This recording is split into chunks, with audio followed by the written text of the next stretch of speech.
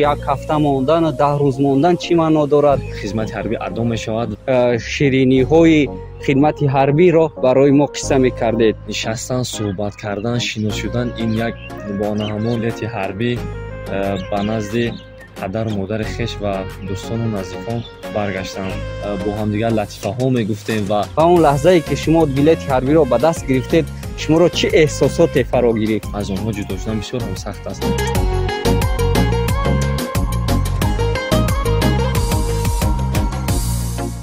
درود بینندگان عزیز، واقعا هم وطن این ارزشمندترین و مقدسترین ارزش‌های انسانی به شمار می‌رود. هر یک جوان باننگ و ناموس باید رفته در صف قوه‌های مسلح جمهوری تاجیکستان خدمت حربی را ادا نماید و اطراف صحبت ما نیز در این مورد صورت می‌گیرد. باعث خوشنودی و سرفرازی است که یکی از شاگردان ما ختم کرده فاکولته فیلولوژی تاجیک و ژورنالیستیکا اختصاص روزنامه‌نگاری دانشگاه دولتی کلاب به نام ابو عبدالله رودکی اسدالله سید عبدالله از صف قوه‌های مسلح جمهوری تاجیکستان برگشتند و ما امروز خواستیم صحبت بیارایم با سید عبدالله. سرول سید عبدالله را خوش آمدید میگویم. تشکر زیاد شده عزیز، سلام باشید. سید عبدالله عزیز خوب میگفتید که چی باعث چی انگیزه ها بود که شما به صف قوه‌های مسلح جمهوری تاجیکستان با خواهش خود پیوستید؟ خب بعد از ختم دانشگاه همون حسی بلندی وطن دوستی بگیم اگر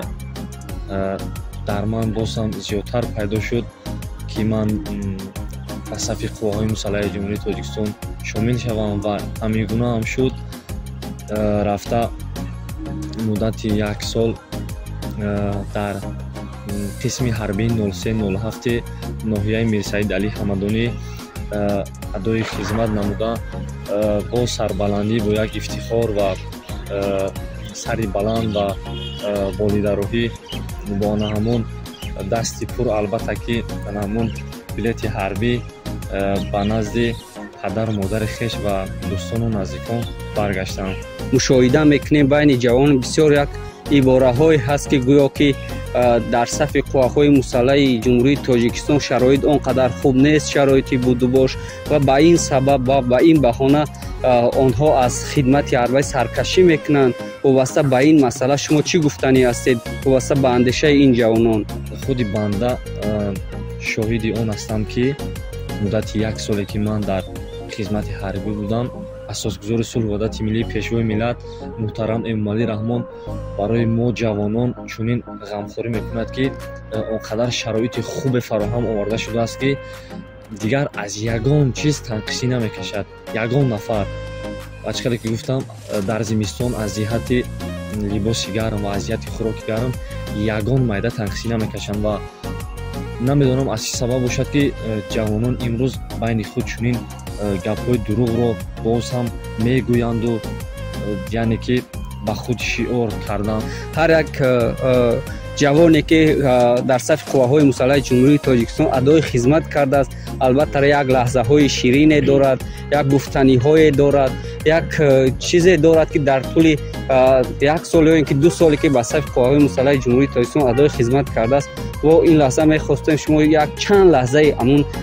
شیرینی های خدمت حربی را برای ما قصه می‌کردید. وقتی که خدمت رو ادا می‌نمایی و با یعنی که به نزد پدر مادر خویش برمیگردیم انا همون لحظه هایی که با همدیگر می نشستیم صحبت میکردیم و با همدیگر خوراک میخوردیم و با همدیگر در کنار همدیگر نشسته با همدیگر قدم زدن رو نیست. انا همین لحظه ها یک لحظه هایی هستن که تا حال در ذهن من نقش بستن و هیچ گفت فراموش نمیشم و من باوری دارم که تا وقتی که هستم این لحظه ها از یاد من نمیروم و باز هم در لحظه های خالگی با همدیگر جمع اومده از حال احوال یکدیگر پرسان میشدیم و با خواندن گازت مشغول میشدیم و با همدیگر لطیفه ها میگفتیم که یعنی که 1 ماه مانده است به اتمام رساندن به خدمت حربی من، 10 روز مانده است یعنی که 1 هفته مانده است و همون لحظه ای که بلیت حربی را به دست میگیری، همون لحظه ها یک احساسات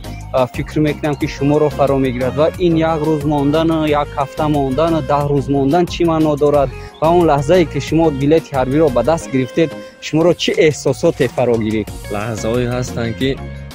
خودی همون نفر که در آنجا اشتراک میکنند همون میفهمد و احساس میکند و واقعا من اگر هر قدری که بگویم و همه آن رو گفتن نمیتوانم، چون که آن در دل و رگ و پیوند من علاقه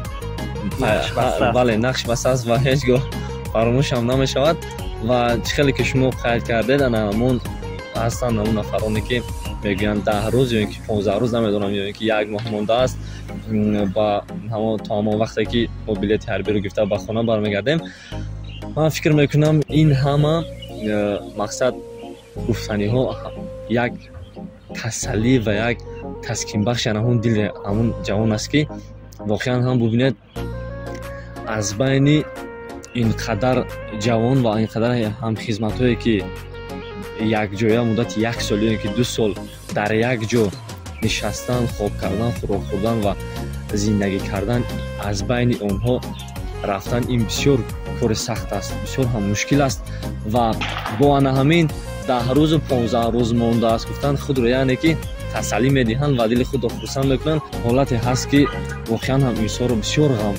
غمگین میکند و فکر میکنم لحظه نیست که در همین لحظه نفر نیست که در همین لحظه اشک چشماش نریزد. بسیار هم یک لحظه سخت است از نزدی هم خدمتان و یار و دوستانی که مدت 2 سال با آنها که 1 سال زندگی میکنیم از آنها جدا شدن بسیار هم سخت است. برای بیننده ما چی گفتنی هستید؟ برای آن نفرانی که ما را در شبکه‌های اجتماعی تماشا میکنند چی گفتنی هستید؟ خب راجع به این سوال گفتنی هم که من مدت 1 سالی که با اون نفرانی که خدمت کردم یعنی هم خدمتان من اگر ما رو این لحظه دیده ایستادن سپاس بسیار میگویم و تشکر میگویم که مدت 1 سال ما با هم دیگر بودیم و یکدیگر رو در روزهای سختی دستگیری کردیم و دایر به همون جوانانی که تا حال به صف قواهای مسلح جمهوری تاجیکستان نپخته هستند گفتنی هستم که از همه راهی خوبتر و بهترش همین است که رفته مدت 1 سال یا که 2 سال قرض جوانمردی خیش رو در نزد وطن عزیزمون تاجیکستان عزیز ادا نموده با یک سری بلند و بالیدروحی به نزد پدر مادر خیش برگردند. واقعا هم بسیار یک صحبت جالب و صمیمی داشتیم. من تشکر میگویم برای یک صحبت صمیمی و جالب. واقعا هم در این حاشیه گفته ها ما نیز دعوت به عمل می‌آوریم از آن جوانمردا رفته به صف قواهای مسلح جمهوری تاجیکستان بپیوندند، خدمت حربی را با سری بلند ادا نمایند، چون که خدمت به وطن این قرض شهروندی هر یک جوان است. بسیار امروز دستگیری های حکومت جمهوری تاجیکستان نسبت به جوانان، نسبت به سرقواهای مسلح و دستگیری جوانان در تمام ساحه خواجگی خلق بسیار افضلیت ها دارد. در بدل این همه دستگیری ها، در بدل این همه غمخواری های پیشوای معظم ملت باید که ما بکشیم که درباره وطن باشیم، درباره سیاست خردمندانه پیشوای معظم ملت باشیم. تا برنامه های آینده شاد و پیروز باشید.